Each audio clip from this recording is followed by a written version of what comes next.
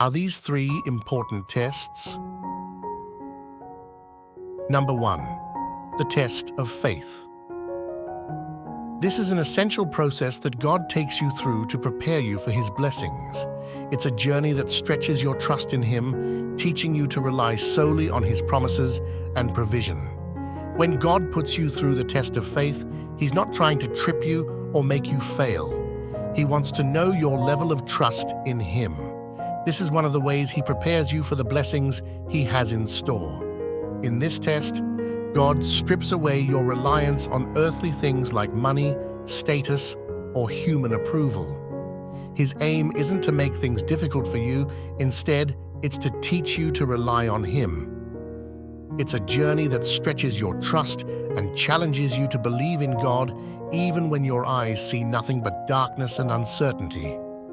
But as you trust Him, He reveals His mightiness in ways that will leave you in awe of His greatness. This is what happened to the Israelites in the wilderness. God granted them freedom from captivity in Egypt to lead them to the promised land. But one major problem these people had was doubt. After all the miracles God performed in Egypt for their freedom, they still doubted in their hearts. Imagine when they encountered the Red Sea after leaving Egypt. Instead of turning to God for help, they began to complain. Instead of having faith in His sovereignty, they doubted His ability. They suddenly preferred that God would have let them die in Egypt. What manner of ungratefulness that was! God had to teach them certain lessons and prune them of some behaviors.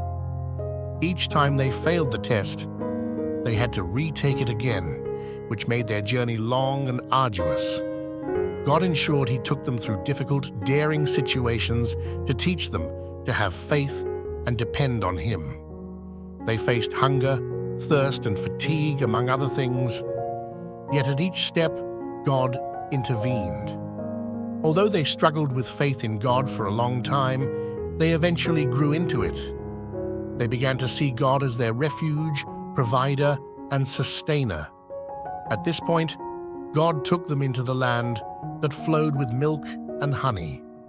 In the same way, God may put you in situations where you feel like you're in a desert with no visible means of support.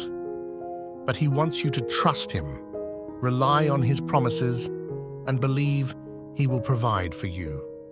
Remember, Hebrews 11:6 says, "And without faith it is impossible to please God, because anyone who comes to Him must believe that He exists and that He rewards those who earnestly seek Him." God is not testing your faith to make you stumble or fall. He is testing it to strengthen it and build your total dependence on Him. This will help you grow in spiritual maturity. He also wants to see if you trust in His divine provision or if you're still living in doubt. This is an important test you must pass before God can bless you. God presents this test of faith in two major ways. First, He'll give you a difficult task, one that would ordinarily make you murmur and complain. He will tell you to do something that seems almost impossible and senseless. Remember when He called Noah to build the ark, when there was no sign of rain?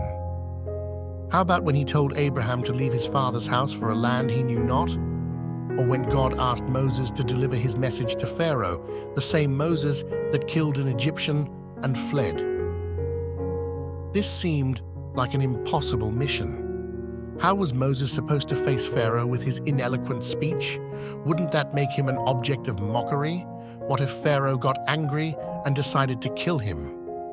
All these questions flooded Moses' mind, but he needed to have faith and go.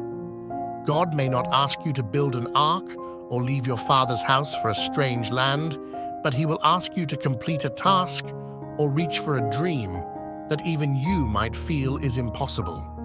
Second, He'll cause a major change in your life, which will shake your world. This could be a job loss, a serious medical diagnosis, or a relational crisis. It could even be a financial emergency or the loss of a loved one. As it was with Job, you begin to question why such tragic situations have to befall you. But these situations are not caused by God. He only permits them to happen so that He'll test and challenge your faith through them. In such moments, Your response reveals your trust in God's sovereignty. You might feel tempted to panic, lose faith, or blame God for the misfortune. But if you choose to trust in His promises to work all things for your good, you demonstrate your faith in Him. This shows that your faith is not dependent on your circumstances but on God. This faith will sustain you through difficult times and strengthen your relationship with God, as it did in Abraham's case. Beloved, faith is not about believing what you can see. It's about believing even though you've not seen it. And it's not about getting what you want. It's about getting what God wants for you.